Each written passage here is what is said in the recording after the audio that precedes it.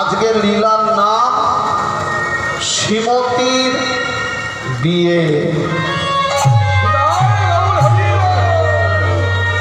কি বললাম? লীলার নাম শ্রীমতীর বিয়ে। আপনাদের মনে থাকবে না, ছোট করে সংক্ষেপে ছোট নাম বলে দিই, যেটা চলতি নাম।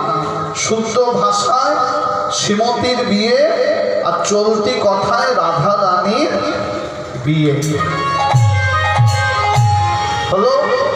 চলো, আজকে অল্প ভক্ত আছে মা, খাঁটি জিনিসটাই আজকে আপনাদের শোনাবো। চলো, কিন্তু কীর্তনের যে একটু নিয়ম আছে, এই হুড়োহুড়ি করলে কিন্তু হবে না।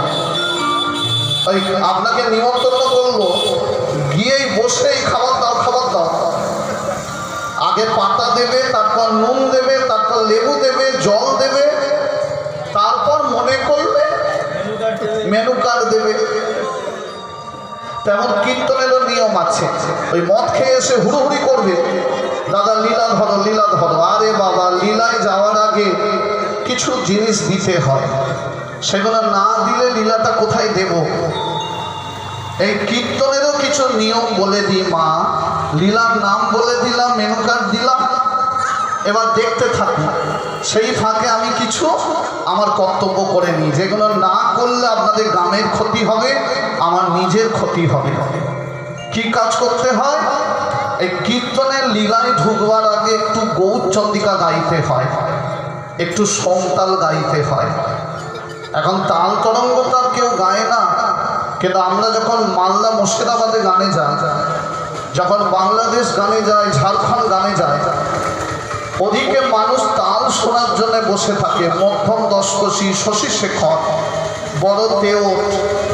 কিন্তু এই হাওড়া হুগলি গান করলে আমাদের সমতালও চলে না, গাওয়া যায় না, ছোট করেই গাইতে হয়। কিন্তু এইগুলো কেন গাইতে হয় মানুষ বোঝে না। এখন সবাই বলে আমার পাড়ার মেয়ে কীর্তন শিখছে, পাড়ার ছেলে কীর্তন শিখছে।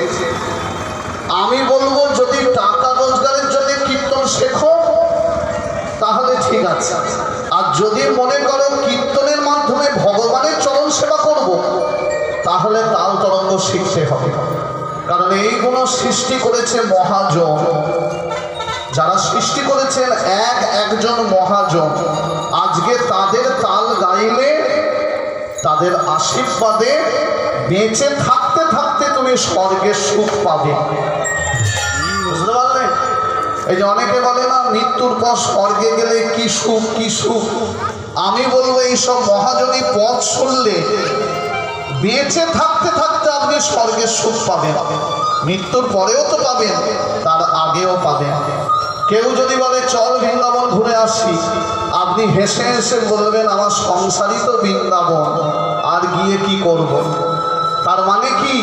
মহাজনদের আশীর্বাদে আপনার সংসার স্বর্গ হয়ে গেছে। তাই স্বর্গের সুখ পেতে গেলে এই তাল তরঙ্গে একটু শুনতে হবে। বেশি তাল গাইব না, একটু সমতাল গাইব, আর ছোট্ট করে জামালি গাইব। ধৈর্য ধরে শুনবেন।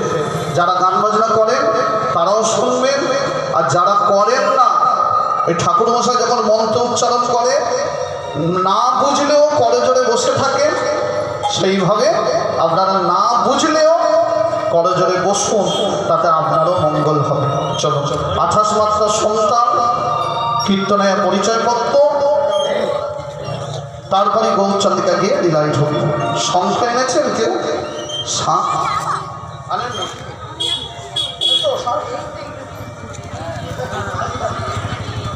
যাক, ঠিক আছে।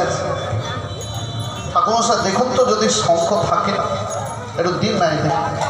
আপনাদের যেতে হবে না, কারণ বাড়িতে ঢুকলে আবার মশারি টাঙানো দেখলে মন খারাপ হবে। চলো, 28 মাত্রা সন্তান, কীর্তনের পরিচয় পত্র। আজ বৈষ্ণব কবি আমার গৌরের যে ভাব দেখলো, ভাবটা দেখে আর সুন্দরভাবে কলম ধরল।